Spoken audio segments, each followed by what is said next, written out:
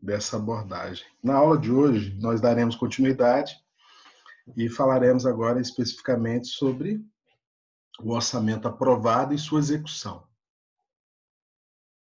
Nossa abordagem, então, como eu disse na semana passada, há um processo de elaboração do orçamento em que os três poderes encaminham suas propostas ao Poder Executivo, que forma um projeto de lei. Esse projeto de lei é encaminhado ao Congresso, discutido no Congresso, aí aprovado, e aí vai a sanção, o chefe do Poder Executivo, de novo, retorna para lá esse documento, aí ele sanciona esse projeto de lei que se transforma numa lei essa chamada Lei Orçamentária Anual. A Lei Orçamentária Anual é uma lei que é uma norma específica, quando a gente estudou, é uma das normas específicas, né? Nós estudamos as normas específicas de orçamento, nós falamos que tem como norma específica a Lei de Diretriz Orçamentária, o Plano Plurianual, e temos aqui a Lei Orçamentária Anual. A Lei Orçamentária Anual, como norma específica, ela tem a seguinte função. Ela tem a função de fixar a despesa para o exercício financeiro e prever receitas. Na verdade, ela prevê receita e, com base nessa receita prevista, ela é fixada as despesas. Isso está nesta lei orçamentária. Lembrando que, como é uma norma específica, cada esfera de governo terá a sua lei de orçamento. Então, nós temos uma lei de orçamento para o governo federal, cada unidade da federação, cada estado brasileiro tem uma lei de orçamento e cada município tem uma lei de orçamento. Tá? Todas elas com essa função de fixar a despesa e prever receita. Veja, gente, é importante destacar, a lei de orçamento, ela estima ou prevê a quantidade de arrecadação que ela que essa economia ou que esse governo vai realizar no exercício, e também ela fixa o quanto que esse governo pode gastar. Então, ele autoriza o gasto através da fixação da despesa, com base numa previsão ou numa estimativa de quanto é que vai se arrecadar de receita, e as receitas financiam essa despesa. Isso tudo em nome do equilíbrio fiscal, evidentemente, né? Em termos técnicos, o orçamento, quando ele é aprovado, ele é chamado de dotação inicial. Então, é um conceito que eu quero que vocês guardem bem, viu? Todos vocês. Dotação inicial diz respeito à autorização de gasto proveniente da Lei Orçamentária Anual. Então, a autorização de gasto proveniente da Lei Orçamentária Anual, ela é conhecida como dotação inicial. E é inicial porque é proveniente da Lei Orçamentária Anual. Por quê? Porque ao longo do exercício financeiro, o exercício financeiro ele é coincidente com o ano civil, né? Vai de 1º de janeiro a 31 de dezembro. Ao longo do exercício financeiro, é possível abrir o orçamento que já tem uma dotação autorizada, então, durante o exercício financeiro, é possível abrir o orçamento para colocar mais orçamento lá dentro, ou seja, mais dotações, ou retirar dotações. O instrumento ou a forma de se retirar orçamento ou colocar mais orçamento que estava dotado inicialmente na lei de orçamento é por meio de uma coisa chamada de créditos adicionais.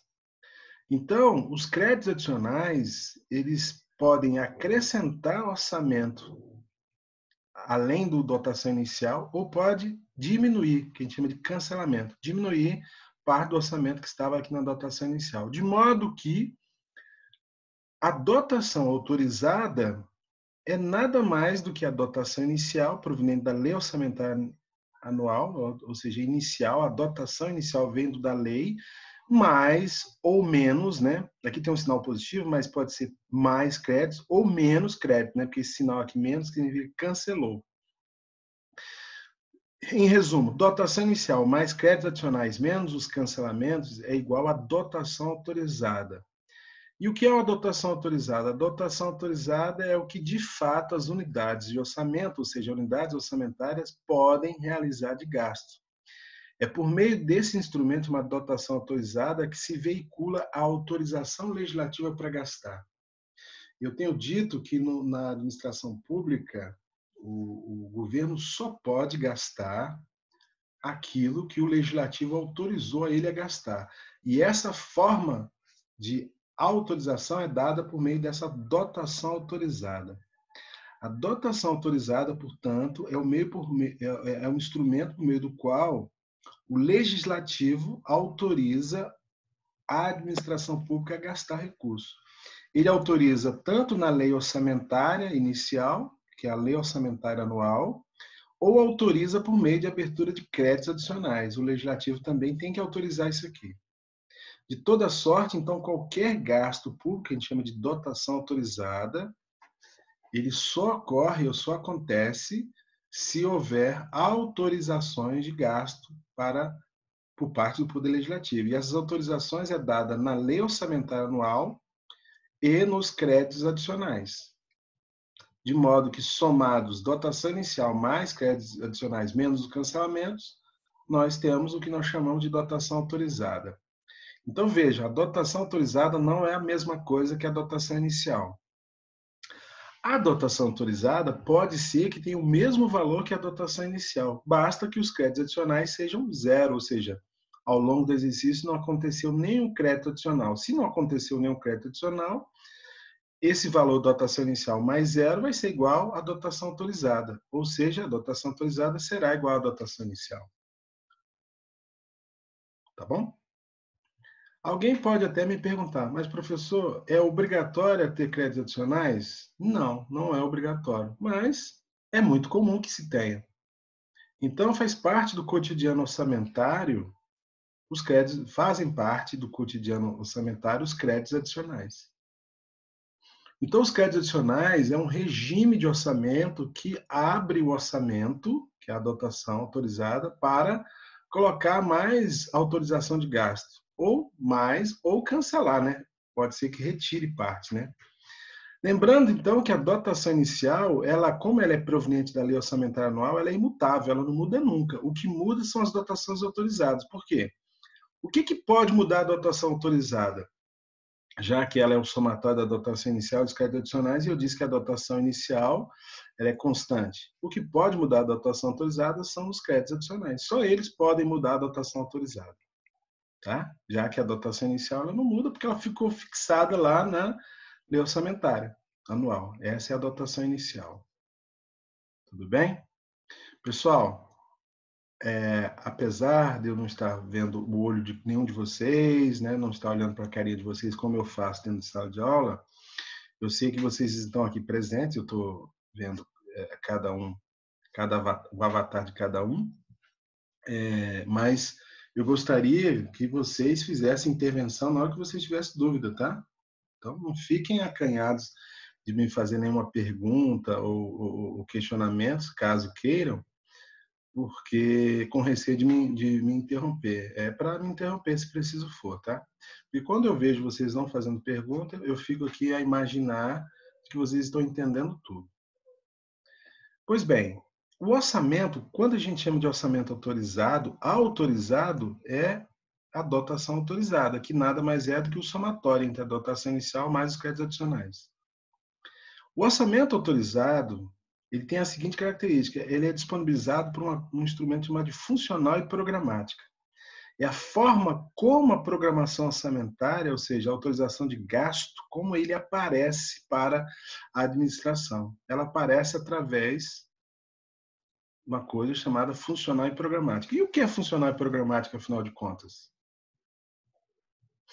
Bom, funcional e programática é o instrumento de classificação do orçamento, ou seja, do planejamento das políticas públicas, que estão quantificadas monetariamente no orçamento, de modo que seus impactos positivos, que são as metas a serem alcançadas, né, a administração, a gestão vai realizar políticas públicas, e essas políticas públicas, elas têm como objetivo atingir metas, né?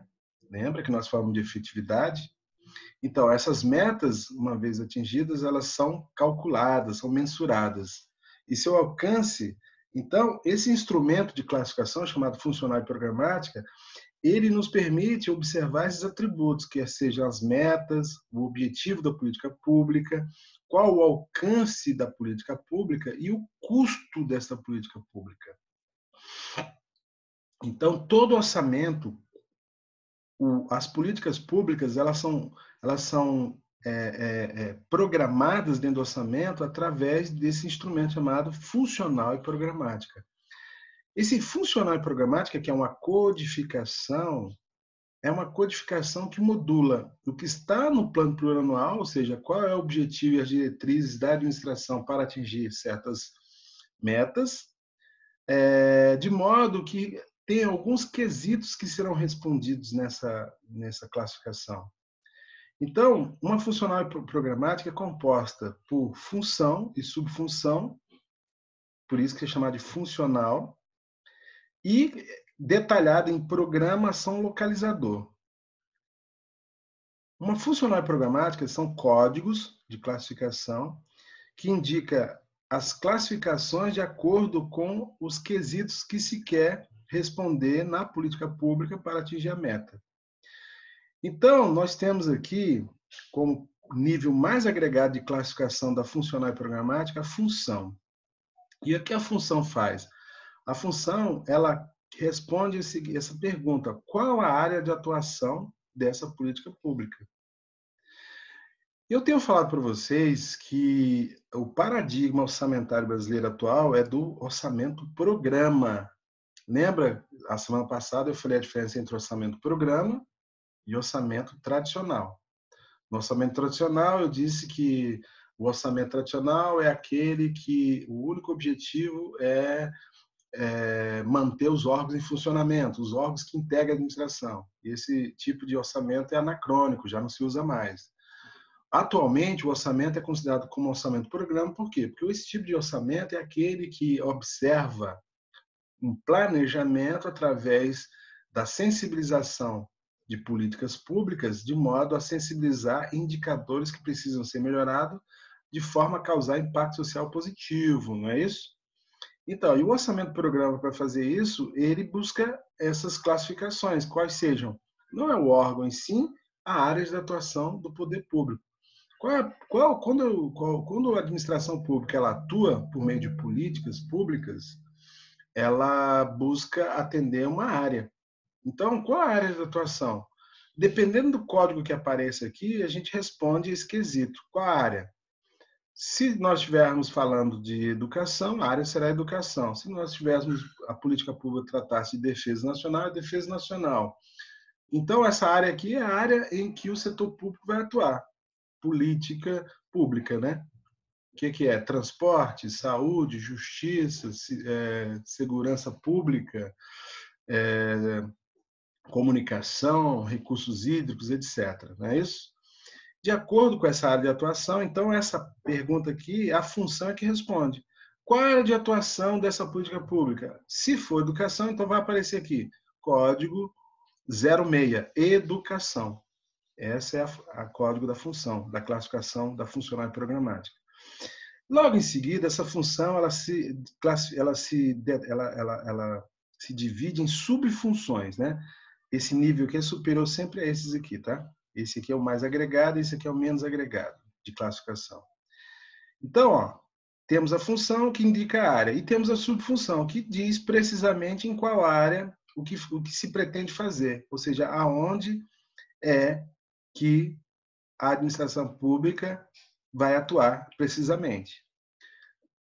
Eu aqui exemplifiquei que a função seria educação. Ora, qual seria uma subfunção de educação? As subfunções são as divisões mais detalhadas dessa política pública chamada educação. Então, quando eu penso em educação, nós podemos dizer educação infantil, é uma subfunção, ensino fundamental, ensino médio, ensino superior. Tá vendo? Então, na área de educação, nós temos sub-áreas, né? Quer dizer, precisamente aonde é que a política pública vai atuar? No ensino fundamental, no ensino básico, no ensino médio, no ensino superior, na educação infantil, né? Então, é isso que essa subfunção responde. Ela detalha a função. Alguém pode dizer, professor, dá outro exemplo aí? Vou dar. Suponha que, então, nós estejamos falando de defesa nacional. Se a área é defesa nacional, qual precisamente é a área de defesa que nós estamos atuando? Aí a subfunção responderá: defesa aérea, defesa terrestre ou defesa naval. Tá vendo? Todas são defesa nacional, mas qual a área mesmo? Eu posso pensar aqui como função saneamento básico. Qual a área de atuação da política pública? Saneamento básico. Fazer saneamento básico. Qual a subfunção? Saneamento rural, saneamento urbano. Né? E assim sucessivamente. Então, acho que já deu para entender que a subfunção é o detalhamento mais específico da área de atuação daquela política pública. E aí nós temos a composição chamada funcional, que é composta pela função e pela subfunção. Em seguida, nós temos aqui o programa. O programa é a parte da classificação da funcionalidade programática que responde ao quesito: o que se vai fazer? Se nós vamos estar atuando na área de educação, por exemplo, vamos pensar, defesa nacional, nós queremos fazer defesa nacional. Qual o programa? O programa é o que vai fazer em relação à defesa nacional. Vamos supor que seja assim, programa integração das fronteiras brasileiras com o projeto Calha Norte, onde nós teremos nesse programa o objetivo de ocupação sistemática das fronteiras para evitar que se coloque em risco a soberania do país nas fronteiras que a gente chama de terrestres, né? Então, esse é um programa. O que vai fazer? A defesa terrestre vai atuar nas fronteiras através de um programa de ocupação da calha norte do Rio Amazonas, por exemplo, ou seja, lá na parte superior, superoeste, né? Ou seja, noroeste do país, onde temos a região Acre, Amazonas, Roraima, né? A região norte do país. Então, esse é um programa, é o que se vai fazer em relação à defesa. Os programas, então, é nele que nós temos caracterizado a identificação da mensuração do impacto positivo, ou seja, a meta que se quer alcançar da política pública, ela está inscrita bem aqui no programa. O que vai fazer? Qual é a meta que você quer alcançar? Então, nesse meu exemplo que eu falo, a ocupação da calha norte do Rio Amazonas, né, na região norte lá do país. É um programa de defesa, né, defesa terrestre. Qual seria a meta? A meta seria a ocupação com batalhões especiais de fronteira, sugerindo aqui qual seria o problema, né? Com a cobertura da defesa terrestre em 4.000 quilômetros de fronteira. Então, a meta é fazer uma cobertura de defesa de 4.000 quilômetros de fronteira. Essa é a meta. Então, o que vai fazer é estabelecer o guarnecimento da fronteira em 4.000 quilômetros. Esse é o objetivo do programa. E aí, o programa se divide em ações. Ações, ela responde o quesito se vai fazer cobertura da fronteira, como vai fazer. Então, a ação, o programa diz o que vai fazer. A ação, que é um movimento, diz como é que vai fazer, né? Como vai fazer, como será implementada a política pública. Se nós estamos falando de defesa, então é a ocupação do local lá, por meio de construções de batalhões especiais de fronteira, transferência da tropa, adestramento da tropa naquela região. Né? É a ação sendo realizada. Todas isso que eu falei são as ações orçamentárias, cada uma delas, adestramento de tropa seria uma ação, construção de batalhões de especial de fronteira seria outra ação, adestramento da tropa seria outra ação e assim por diante, né? Então, como será feita, será realizado o programa, a ação responde isso. E, por fim, a funcionalidade programática tem um menor nível de detalhamento, chamado localizador. Então, as ações dividem-se em localizadores. E o localizador, ele responde ao quesito: qual o alcance geográfico do programa, da política pública? Então, qual o alcance geográfico? Nesse meu exemplo aqui, região norte do país, mas poderia ser todo o país, nacional. Poderia ser só no município de Tabatinga, poderia ser só na calha norte do Rio Amazonas, enfim.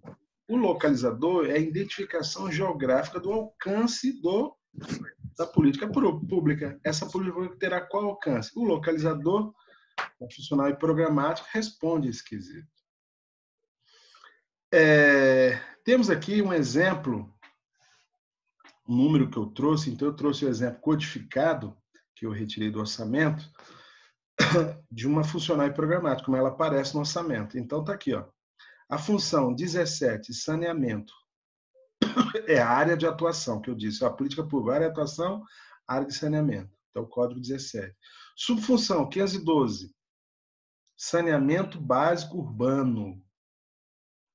Programa 01-122, serviços urbanos de água e esgoto. Ou seja, o que se vai fazer?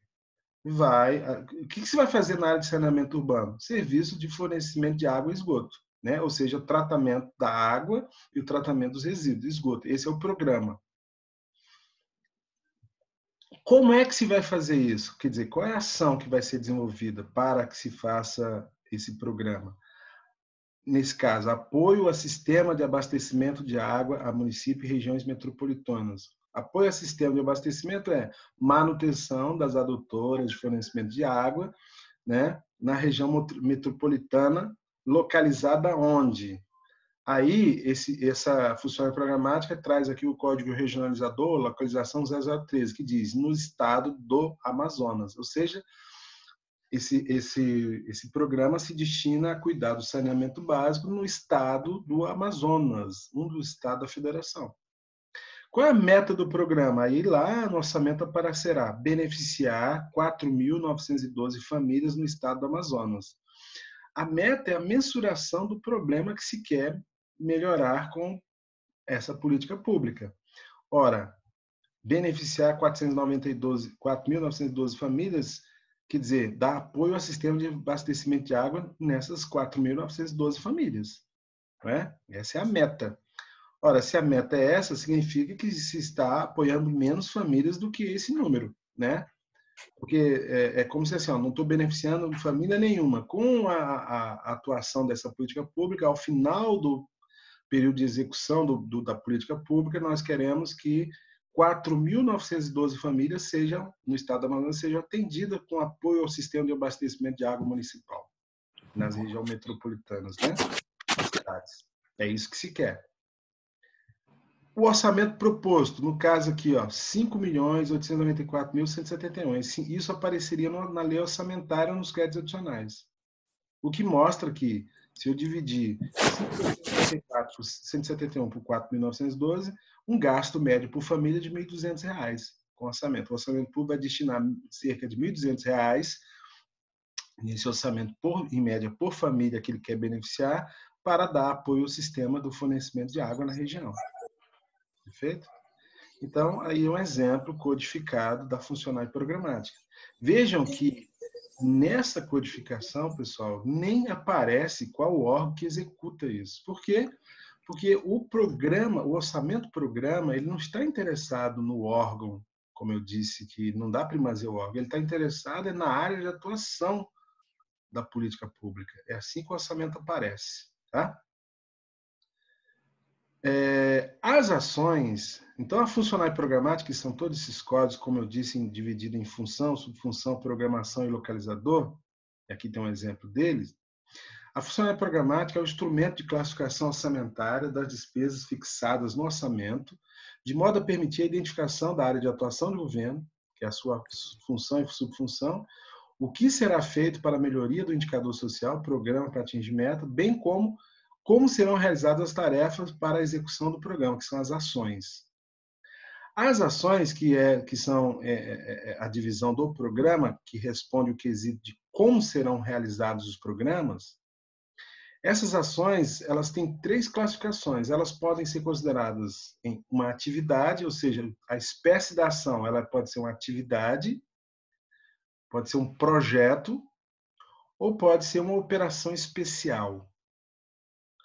Como é que nós identificamos ou diferenciamos as ações do tipo atividade, ações do tipo projeto, ações do tipo operações especiais?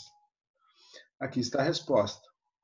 Quando a ação, ou seja, o que vai ser feito, diz respeito a uma atividade, significa que é um instrumento de programação para alcançar um objetivo, ou seja, uma meta, envolvendo um conjunto de operações que se realiza de forma contínua e permanente, das quais se resulta um produto necessário à manutenção da ação de governo. Ou seja, quando nós temos uma ação em forma de atividade, significa que a política pública ela é contínua ou é indeterminado o seu tempo de execução ao longo do tempo, né?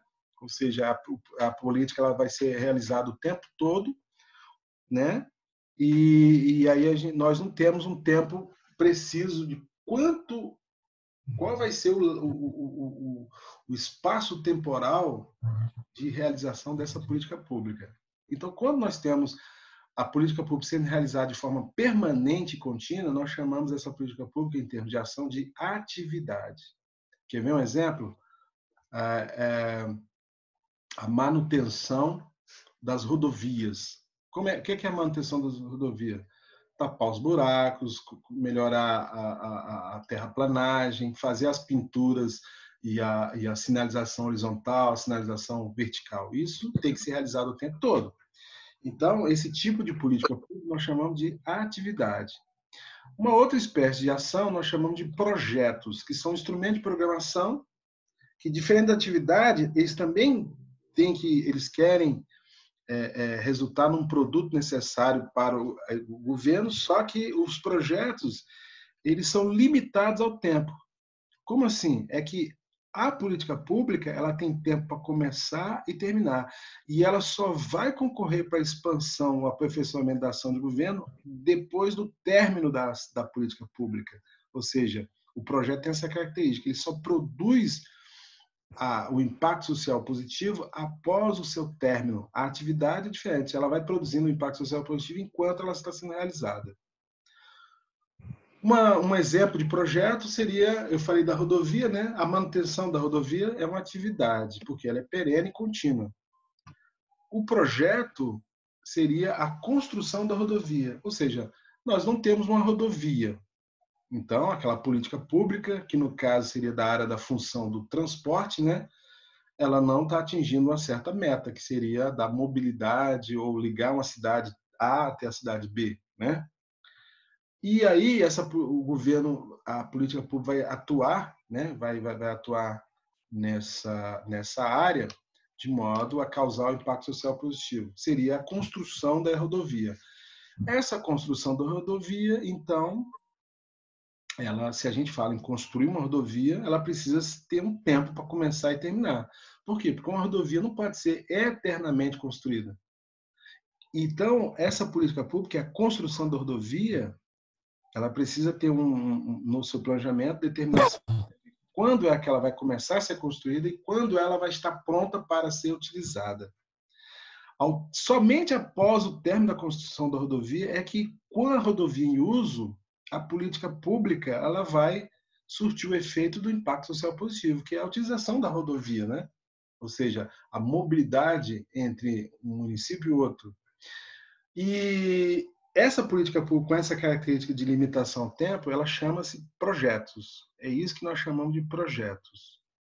Ela é diferente das atividades, porque a atividade é uma política pública contínua e permanente, enquanto que os projetos é uma política pública limitada ao tempo. Ela só vai produzir os efeitos do impacto social positivo após o término dessa política pública, que a gente chama de projetos.